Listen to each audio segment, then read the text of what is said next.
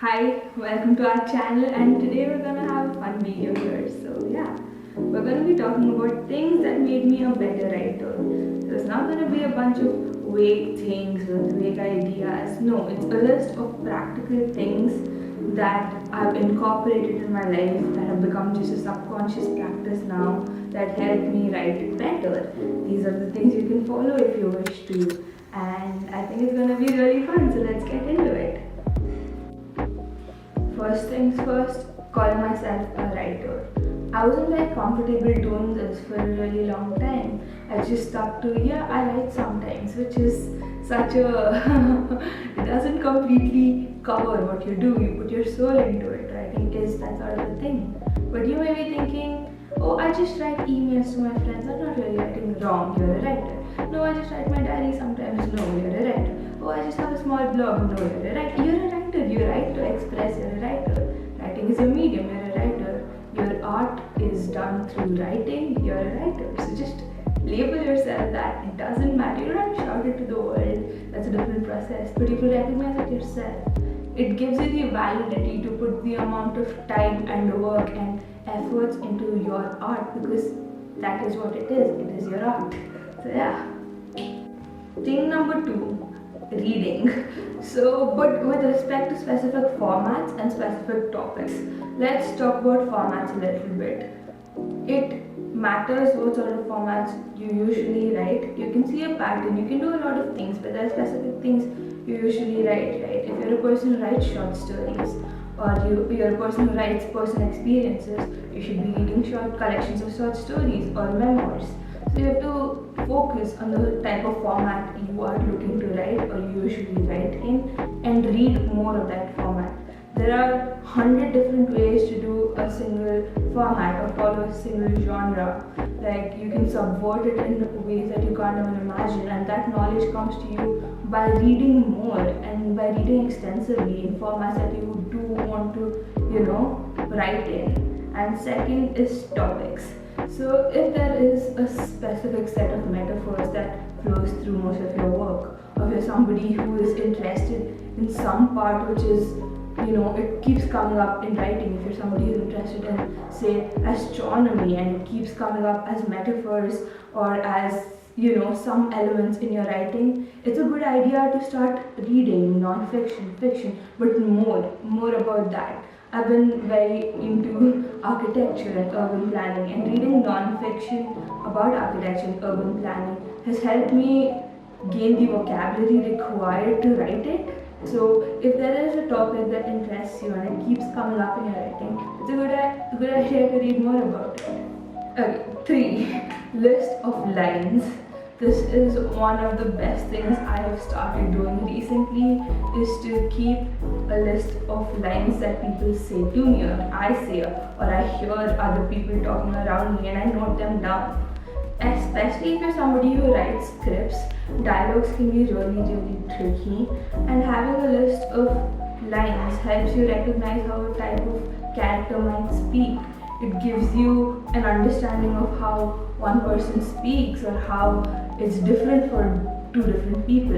And just having a set of lines is such a great resource. Going through it, sometimes I have written entire stories around the lines that I've noted down. It's just an incredible resource. It's yours, it's personal, it helps you develop taste.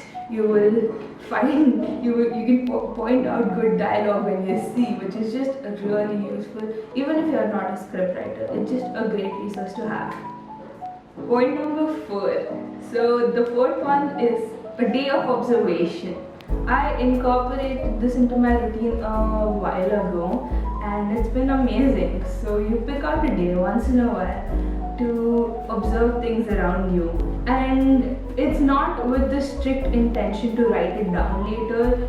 It can just be, you could make random notes about it, or it could just be an experience. It's a great experience in itself, but having that sort of a routine helps you slow down. This has been the reason I've written most of the things that I really like at this point, and it's just a foolproof way of getting yourself in the zone, and it works really well. So yeah. Point 5. Writing to someone.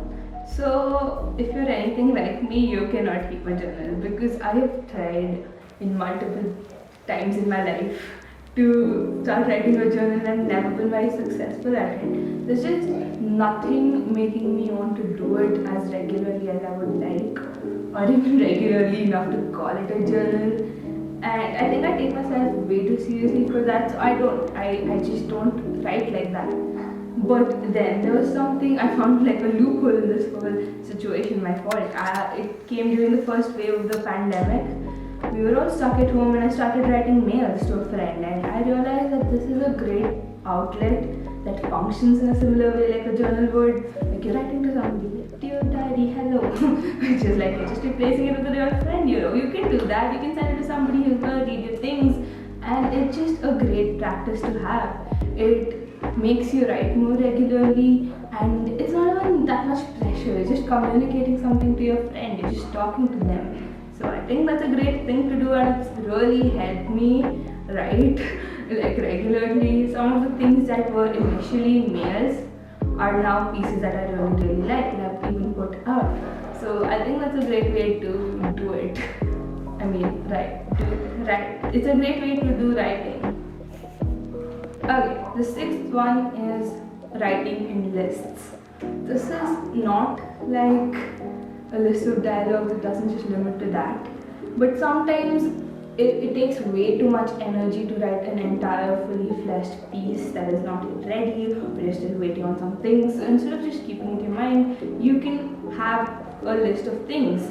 I have various lists. I have lists of names that sound cool, list of settings I would do well in short stories, list of things that I inexplicably like, list of crime podcasts that feel like my life. There are just innumerable lists. I also have a list of smells that evoke memories and things that make living worth it, or things to die for. It's just a bunch of lists that doesn't take way too much effort in the terms of structuring it, and it's something fun. People really like reading lists for some reason, and I think it's a really good practice to have. It also again makes you more observant, but it's also so fun. It's incredibly fun. Okay, so those are the 6 things that I put out in the world, and I think it was fun. I hope you guys got something out of this that you can use, and if you do and it helps you, you can, I've also linked all my stuff down below, my linktree, which links to all the stuff I've done. So yeah, I hope you guys had fun, and I think writing is more about expressing yourself whatever way feels most authentic to you. So keep doing whatever you're doing, but if any of this helps, great.